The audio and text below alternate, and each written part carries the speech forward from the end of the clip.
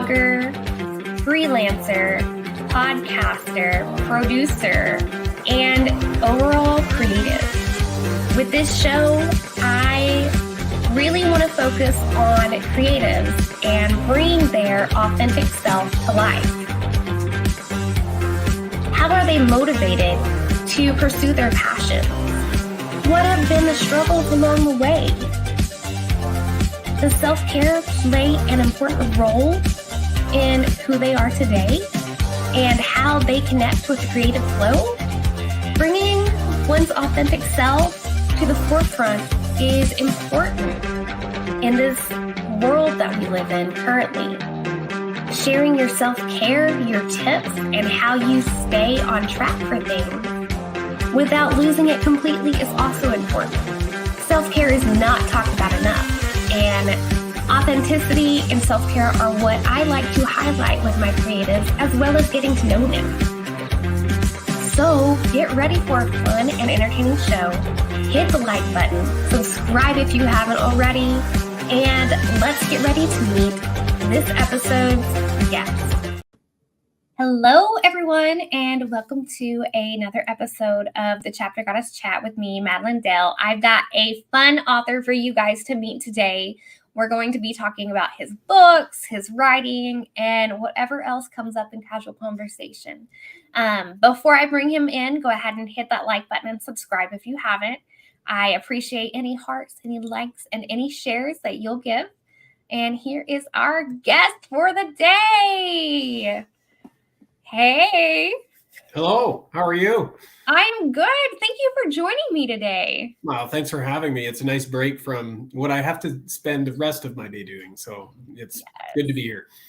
Well, go ahead and tell everybody who you are and a little bit about what kind of genre you tend to write in. So my name is Joel McKay. So I'm a writer based here in Prince George, British Columbia, which for those who aren't familiar with it is about halfway up the province. So middle Canada would be the best way to describe it. I write horror by night. So like most writers, I've got a full-time job that is not at all related to writing. But in a previous life, I used to be a journalist and then it was in public relations, but always wanted to be a novelist and write fiction. And now I'm finally trying to make that a reality. And that's kind of been the side gig for the last couple of years. And for whatever reason, monster stories are kind of my thing. So I can't explain it. It is what it is, but that's what I love to write. Sweet. Monster stories are the best. Like, you can never go wrong with them. So does writing at night actually kind of tend to give you more, ideas when it comes to the monsters? Well, I would say oftentimes it's better than the day. Like, I mean, you definitely, in the dark, you can kind of spook yourself out a little bit and you can see things a little bit differently and sort of, I think, tap into that if you're alive to it. I think I've been doing it long enough now that I can get into that headspace during the day and various environments. So I've kind of honed my own ability to kind of go there whenever I need to. But there's no question that, the best stuff is going to come out in that type of an environment, and even better if like you're alone in a big old house or kind of a spooky place. That's really where you're going to be able to tap into it and hopefully translate that to the page for a reader. Ooh, so have you ever gone out to any haunted places to channel your writing? I've gone to haunted places. I have not been to a haunted place to write, but I've been to a few places that are known to be haunted. Can't say that I have had for sure an experience myself. There was one time at a hotel where I kind of was like, that was a bit of an odd thing that happened. I'm not sure if it's true. But what I have done on a number of occasions when I was first starting to try to get back into writing fiction about 4 or 5 years ago is I convinced my wife to let me take writing holidays for like a weekend here or there. And I would go out and rent a cabin in the middle of the wilderness, which is not hard to find in this part of the world, and would sit by like a roaring fire in a little, 1-room cabin and and try and pump out a few stories. And I actually found that to be quite effective. It's a fun place to write. And also, like, you don't have cell service, you don't have internet, so you don't have any distractions either. So that actually, at least for me, helped with productivity at the time. Yes, no, I totally get that, because I wish I could just turn my phone and stuff off and check out for a little bit. Yeah. I'm going to have to do something like you, go out and just stay in a cabin away from everybody and be like, don't try to contact me for like 3 days, guys. Yeah. And like, I actually think I was better at disconnecting 2 or 3 years ago. Like, I think I gotta find a way to get back to that, because I'm famous now. I don't even notice I'm doing it. And then suddenly the phone's in my hand and I'm scrolling through something and it's completely useless. So like, whatever the tech gurus have created here and gamified these gadgets, it's working on me, and I'm now aware of it. And I need to find a way to disconnect from that, because I suspect I'm probably losing a half hour a day at least to useless scrolling of things that aren't adding much value to my life. Yeah, I think we're all guilty of that. So don't feel too bad. Yeah. But the thing with me is, like, okay, I think you're right. I think we are. But like, I've got this thing in my head where I'm like, okay, now that I'm aware of it, I've got to do something about that. Like, I can't tolerate it now. So it's like, okay, I'm aware I have a problem. Now I have to address the problem. The one thing I haven't done is actually committed to addressing the problem or coming up with a solution yet. So mostly these days, I'm just circling the drain of, considering that I'm aware I have a problem and need to deal with it at some point in the future. Yes. So with going and having those retreats and kind of getting those stories together, did some of them make that into one of your books? I know I pulled up 2 of them. Where did I put that image? We've got Wolf at the Door, and It Came from the Trees and Other Violent Aberrations. Did some of those stories make it into those? Yeah, actually. So It Came from the Trees is a novelette. It was written in a cabin lakeside, 100 kilometers from any town, all by myself. It was written before Wolf at the Door. It's coming out in January now, so it predates it. It baked for a long time before I got it properly edited and changed some things around myself. But yeah, that story came from there, and that story is set out in the wilderness and follows a group of tree planters who uncover a horrible parasitic beetle that takes over their bodies, and then horror ensues would be the way to describe that. And the place that I wrote it in is a place where forestry is the #1 industry, and there's a lot of tree planting around. So I think the place really did serve to spur that story and that idea. And I did not have that idea for that story when I went out to that cabin. That came to me when I was already there. Ooh, I like that. It's fun when that kind of inspiration kind of like knocks on your door and it's like, hey, this is what you're going to work on. Push that other idea you had aside. This is it. Yeah, it is kind of nice. And like, I've got this feeling with stuff like that, I mean, you can't always be distracting yourself from whatever your main project is. Otherwise you'll never get anything done. But I do think that, to your point, like, there's these times where, like, it almost feels like the creative lightning strikes and you're like, I need to move on that now, because I can feel it in a way. I don't just understand it or like the concept and I'll get back to it. I can feel how to write that in this moment. And, that feeling doesn't come along very often for me, but when it does, I think I'm starting to learn I've got to pay attention to it. And this story was one of those things. So let's talk about the story with the beetles. Would you kind of classify them more as like a villain type creature?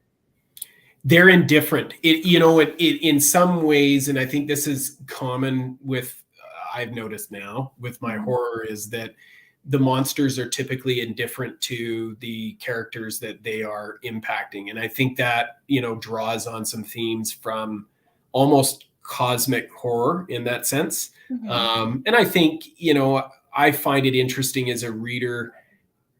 Like, I don't always want to get the reason and the rationale as to why something became a monster. Sometimes that's very effective and I certainly enjoy it. And it can be a good way to spin a tragic story. But as a reader, most of the time, especially with monster stuff, I really don't care. Like I'm more interested in the reaction of the characters to something that is indifferent. And I find that particularly terrifying. Whatever the monster is, in this case, beetles, but in some of my other stories, other things, it doesn't care about you. It doesn't have a moral compass. Never did. It doesn't have a judgment. You're just in its way, or you're its path, or you are where it's going to plant its eggs. And so, you know, I find that as a reader, as a writer, far more terrifying that the human beings are beside the point. And how does then a character or a human being wrestle with that notion? If they do, are they even aware? And so my horror tends to go that way. And that's the case with It Came from the Trees. I mean, it actually is a bit of an ode to an X-Files episode from the early 90s called Darkness Falls, which is one of my favorite X-Files episodes ever. And in that case, it was about loggers and parasites. In this case, it's about tree planters and parasites, and tree planters who are the unfortunate victims of a parasite that was uncovered through logging. And stumble into that, and then it begins to take over their bodies. So, yeah, that's kind of drew on that, played on that, but definitely that idea in there about an indifference to humanity is, I think, present throughout the story. Ooh. Do you tend to keep more of the setting like an urban kind of small town thing with your stories? That's a good question. I seem to go back and forth. Wolf at the Door is set here in Prince George. It never really spells it out. It all takes place over one Thanksgiving dinner, Canadian Thanksgiving, which is in October. And it's kind of a cast of 12 characters and 6 or 7 different points of view.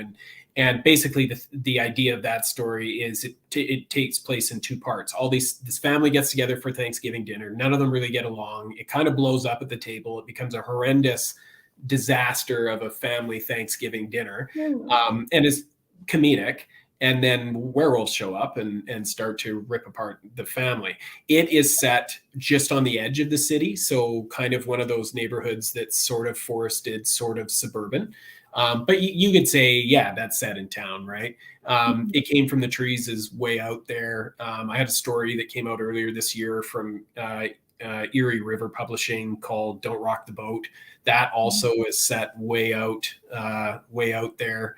I think I have, one thing is true, and it's very purposeful for me. I love setting stories in Northern British Columbia. I think it's just a great place for these types of stories to tell, and hasn't been well explored in that type of literary environment before, or certainly not through that genre. And I ratchet back and forth between sort of small towns and really remote, Canadian remote, which, you know, I love New England horror. I do. But when they have like small towns in New England and like they say it's remote and wilderness, like as a Canadian, I'm like, man, that's not really remote. Like, let me show you what remote means. Yes. Out in the middle of nowhere is more Actually, remote. No. Yes. Yeah. I am with you on that because I grew up in a small town that was kind of like that. So yeah. Well, I say that. I wasn't born there, but we moved there when I was 5, and that's just like where I stayed. I love it. The rural towns, you go out in the woods. Most of the time, nobody bothers you, kind of thing. Yeah. And you're from small towns, and so like small towns are full of character, right? Both people and history and different things. They're fun places to set stories. I'm originally from the city. I'm from Vancouver. I was born and raised. I love the city. I love going to cities. Spent a lot of time in cities in my life. But as a writer, I don't find them as compelling, or as a reader, I don't find them as compelling. And so I don't tend to create those stories. And that's no criticism on anybody that does. Everybody likes different things. And I think they certainly have their place. And there's great stories set in cities, especially some urban horror that I think is really, really good. But it's not my bag. My bag is Canada. And how do we show the landscape, the place, and feed it into that genre that I'm trying to explore. Yeah. And you mentioned readers being drawn to that. I've always been drawn to that kind of thing too. And I write very similar to that. That's funny that you point that out. So and you mentioned, you said you read a lot of that too, kind of were drawn to that yourself. Yeah. Maybe? Yeah, totally. I mean, like as anybody who writes in horror, Stephen King. And, Stephen King does not tend to set his stories in large towns. Usually it's in small towns in Maine or New England, right? I mean, Poe did the same thing. Lovecraft did the same thing. They set up these little towns. I think there is a long history on the Eastern Seaboard, particularly in New England, of sort of small town horror. Usually it has like a folk bent to it or a cosmic bent to it. There's no question that has had an influence on me. And I think what I'm exploring through my work is what's different about the Canadian identity to that. Is there a Canadian identity that's separate from the American? And I wish I had a really clear answer for that. I think I'm early still in the craft. But that's what drives me. I think like most writers, probably I'd be interested to hear your thoughts too. Like I'm trying to write things that I want to read. I'm not trying to write for a specific audience. And like somebody asked me once, they're like, well, who's your audience and who are you trying to sell to? And I'm like, honestly, like I have no idea. I don't think about it. I don't actually think anybody's going to buy this stuff or read it. I'm selfishly writing this for me. And I'm hoping that maybe there's people like me out there. And there are, like, that's kind of how I picture like what a lot of people call the avatar for your audience is like, I kind of just describe myself in it. And I'm like, I don't know how else to like put it, because there are like, especially because I tend to lean more towards like romance too. So there's huge audiences with all of that. And especially since TikTok's come around, I'm like, oh, wow, there's way more people that like to read what I read out there than I thought. So, and you're passionate about that. You enjoy reading it. So that passion carries over into your writing and creativity. So that's what you create. Yeah, well said. That's kind of what you hope, right? Is that the way you feel when you're creating it, the issues you're trying to explore will translate to the page, and that somebody out there who's either gone through that, is going through that, thinks they might be going through that, will find it and it will resonate with them and enjoy it. And then, of course, for me, honestly, sometimes there's meaning to some of the stuff that I write or parts of the stuff that I write, but a lot of times, like I'm actually just trying to write like that escapist, fun monster story fiction. I am not trying to write, great literary epics and position myself as that way as a writer, because the stuff I enjoy reading is like sword and sorcery, fantasy, monster stories, all that stuff from, kitschy pulp fiction from the 50s, 60s, and all the way through. Ooh. So another question that's pertaining to writing in the horror field, do you tend to stick with like the cleaner, less gory stuff, or do you take it to the like blood and gore kind of like splatter Western-ish, not in the Western category? Well, it changes. Definitely there's gore, like it's present. So I will go there. I like to go there. Most of the time what I'm trying to do is explore, the characters themselves. Who are they? What motivates them?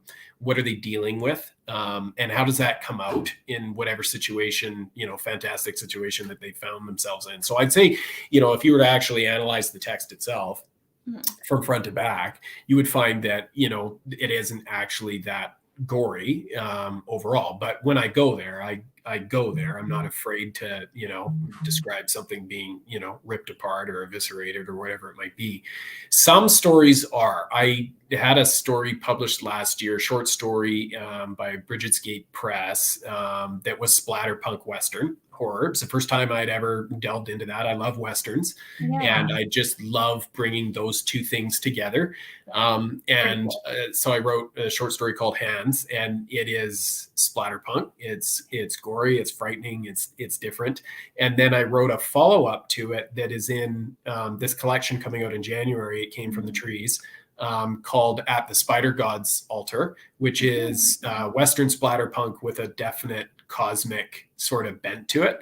And it's probably, I've been told, it's the goriest thing that I've written since. I didn't think it was that gory, but people have said, that you're kind of taking it to a new level for you.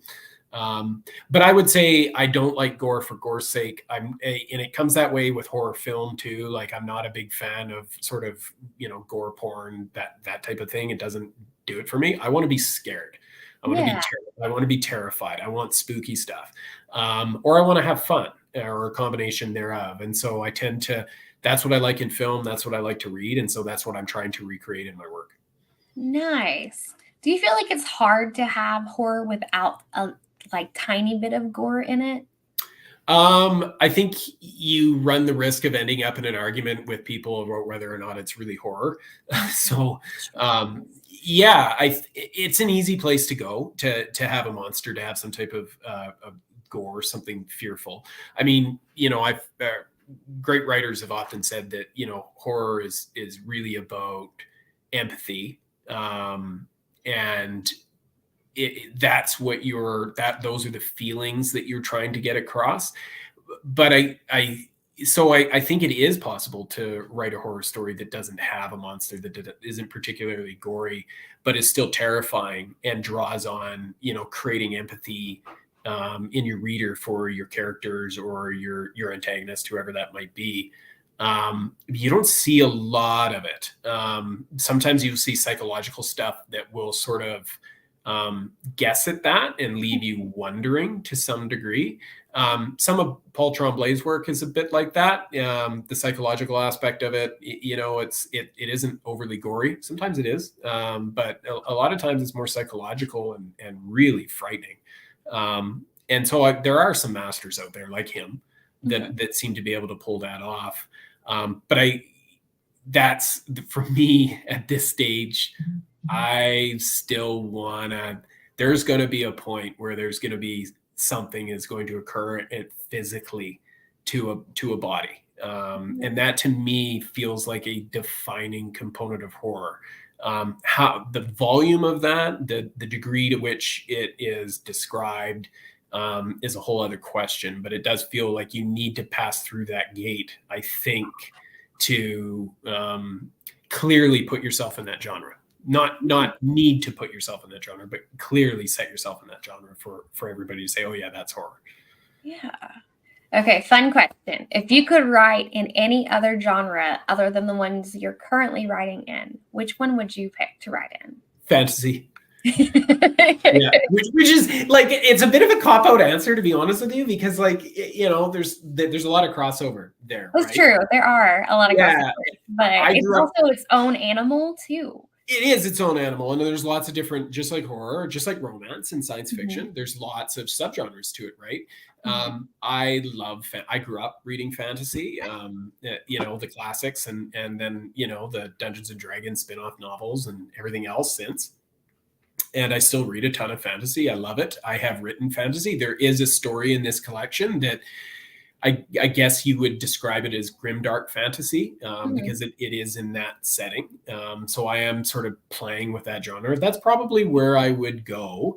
I think there's a part of me that would love to move more heavily into it, but for whatever reason, I don't even think it's so much a conscious decision as the ideas and the stories I want to explore at this stage in my life are really firmly rooted in horror. When I first started writing, when I was 12, it was all fantasy. I didn't write any horror at all. It wasn't really of interest to me. But as I've gotten a little bit older, into my 30s, horror seems to be the place that seems to be what I read and watch and sort of want to explore. So maybe things will change over time. How about you? Because you said you write romance. So what would be the other genre? I do a mix of fantasy romance, paranormal romance, and I officially did write my first short horror story. Nice. Kind of slowly bridging into it. It wasn't super gory, but there was a lot of demons and there was a demon and death and couple other things, but that's always been what I kind of want to gravitate to, because I'm not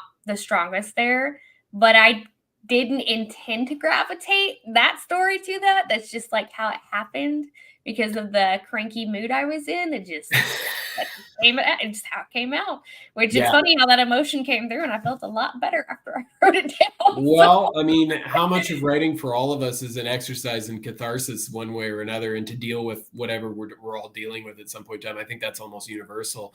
I guess a question for you is, you know, I've heard a lot of people say that the genre that is most like horror is romance. And so when you went from one to the other, were there similarities that you found?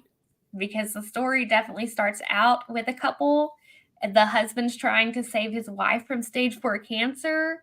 And so he makes a sacrifice, but a lot of things go wrong. And yeah, I don't want to give too much away, but Yeah. it's out there. I've got it in a charity collection, which is available now, Autumn Tales 2. And then so in Deals in Blood, which is with one of my Australian author buddies. Yeah, it's a really good story. Like I was kind of surprised with it. So well, yeah. Congratulations to you for Thanks. genre jumping and getting something out. I think that's awesome. That you only get better at your craft doing that. I have to cop to the fact that there's like a 5% part of me that at some point in my career would like to tackle a true romance, like a story or a novel. And like, I'm a fan. I was raised by my mother, so I was raised on rom-coms, and I understand she was a big reader of Harlequin super romance. So yeah. I know the structure there. But I'm also a fan of Jane Austen. And that came to me on my own. And so at some point in time, you know, maybe down the road, maybe when I've gotten, you know, halfway decent at this, I will, you know, or have an idea that I want to explore. Maybe I'll go down that road. Be interesting to see if it starts as a romance and then turns into something else. Totally do that. Because I mean, mine are not strictly just romance, because I do pull a lot of like dark fantasy or paranormal, like that kind of stuff in there. And there's always an adventure, because I can't just like, there has to be other motives for like these people going and doing something. And I'm just like, I've tried, like I did paranormal romance, but it was also kind of like, okay, this is not, I felt like it was a little more boring than what I was trying to get to. And it really isn't a bad book. It ended up being a lot of people really liked it, but I'm like, I like it to have more in there, you know? Yeah, totally. I think I'm the same way. I've got this feeling. I'm pretty confident that doesn't matter what I write, what genre I try to tackle right now, someone's going to die at some point in that story. And it's probably going to be fairly graphic. But sometimes, actually, I feel like sometimes it's the only way to move the story forward. Somebody's got to just bite the dust and be like, sorry about you. Readers may get mad, but it also keeps them reading too, because they're like, oh, even if you're throwing it across the room at the wall, you go pick it up and just finish, because you can't not know. Oh, totally. I mean, nobody's reading anything without some type of conflict, right? Like there has to be. And like, it took me a long time to really wrap my head around that as a writer, that like you have to do horrible things and put people into really tough situations when you're creating. Otherwise it's not compelling. Like, where's the growth? Like, where's this going? How do you keep people linked? And it's an interesting exercise if you try to write a story that everything just goes okay, and there's no problem, there's no conflict, and like everything, people make good decisions based on a good mental state and have everybody's best interests. Like, give it a shot, and they're short. That's what I found. Like, it's like a couple thousand words. Well, guess the story's over. There's not much there, right? Yeah, and I definitely, like, that's, speaking of like the mental state, I've found that always shows up in my characters, that there's some kind of struggle going on with them mentally. And I'm also I'm big, like, asking people, like, what do you do for self-care, which is something I do normally ask on here, now that we're moving into that. But that also, it like comes up in my writing, because I guess I think about it so much. I struggled for years to build my own personal self-care kind of thing, especially, and I had to change it after I became a mom. So like that shows up too. Have you noticed like anything like that happening with your writing? Yeah, for sure. I've noticed that recently. I've got a project I'm working on right now where, you know, some of the self-care stuff is coming into the characters. And I mean, they're not dealing with it that well. Like it's not effective. Like they're sort of, you know, sort of aware, not really aware, and it's not really working for them. But I think for me, I went a long time when I was a journalist. I didn't want to write fiction because I was writing all day. I didn't want to come home and write. And that was bad mentally for me too, because I didn't really have another creative outlet. And then I got into my current job. It's all people all the time. It's different. And I found like for a while I wasn't writing, and it was impacting my mental health and sort of where I was at. And so I found that I needed to write for my own mental health. I needed to have a creative outlet, but exercise too. And so, I'm a big believer in, you've got to get your body moving regularly. You have to get the blood pumping, and you got to look after yourself. You have to, no one is perfect, but you have to try and eat half decent. And, I've got 2 young daughters as well. So like, self-care at times is not thinking about my day job, not thinking about writing, not thinking about anything, just going and hanging out with my kids and playing in their world too. That's a form of self-care. So I am big at this stage of my life on spending time and pursuing things that A, I'm passionate about, and B, living day to day in a way that is healthy. So I'm not dealing with, some of the ups and downs of my own sort of mentality day to day that I was in my 20s, that I'm more consistent in my decision making, that I'm bringing mostly the best version of myself to my various roles and relationships that I have day to day. But it was a road to get there, and it still is a road. Like I will not claim I have this figured out, that I've got the combination for it, that I'm perfect, that I'm absolutely disciplined. I think you've got to be careful with discipline. I think if you get too regimented with everything, like I know with me, if I'm too regimented, I will start to chafe at that. And I'll be like, I really need to go on a bender for like 2 or 3 days with my friends because I've been too disciplined for too long. And so I'm also cautious about that. There's a portion of life where you have to push yourself, you have to achieve, you have to challenge yourself, but you also need to just like chill out and relax, and have a good time. And so I'm trying to find the balance between those things. And it's a journey, and it's helpful to have people around me too that are on the same path. Yeah. And it really is hard to find that balance, because I feel like it's constantly like, I almost feel like it's impossible to get the perfect balance, but getting a decent balance is ideal because everything's constantly changing around you. Yeah. Yeah. And, somebody said to me once that, and it's always stuck with me, that people talk a lot about like work-life balance. Oh, you got to have work-life balance, everything. Like there's no such thing. It's like a beacon on the hill. Like you want to get there. You're never going to get there. Work-life balance might mean that for 4 days, you're hard into your job. And then the next 4 days, you're hard into relaxing or just family. But over 8 days, it's actually fairly balanced. And that might extend out over a longer time period, right? And I think we can get ourselves in trouble when we start saying, well, every day has to be balanced. Every day has to be perfect. I have to show up as my best self to all of these things. That's ridiculous, right? Especially in this world where all of us, are raising kids. We're 2-income families. You're just trying to sort of get by and make sure you're a good parent. You're good at your job. You're pursuing creative elements, all those things. It's a lot. It is. Yeah. Yeah. And so I think you got to be a bit careful with that idea of work-life balance a bit. Absolutely. Well, Joel, we have reached the end of our time. So go ahead and tell our listeners and viewers where they can find you and follow you, and also grab copies of your book. Yeah, thanks for the opportunity. So Wolf at the Door is out now. You can find it on Amazon. You can find it on Apple Books, Barnes & Noble, ebook, in print. It Came from the Trees and Other Violent Aberrations as a collection. It'll be out January 26th. It'll be in ebook and in print on Amazon. And you can find me on Instagram, Threads, and Twitter /X, whatever we're calling it these days. Yeah.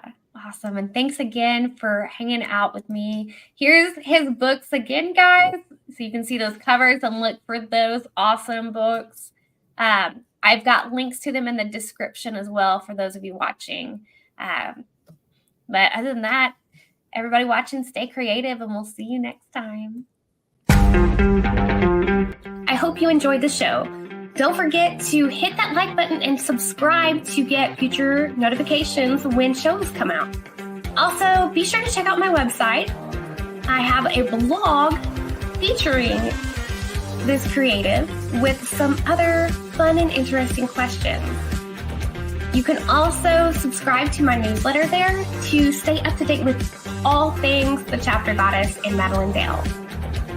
Once again, thanks for watching, and have a great rest of the day.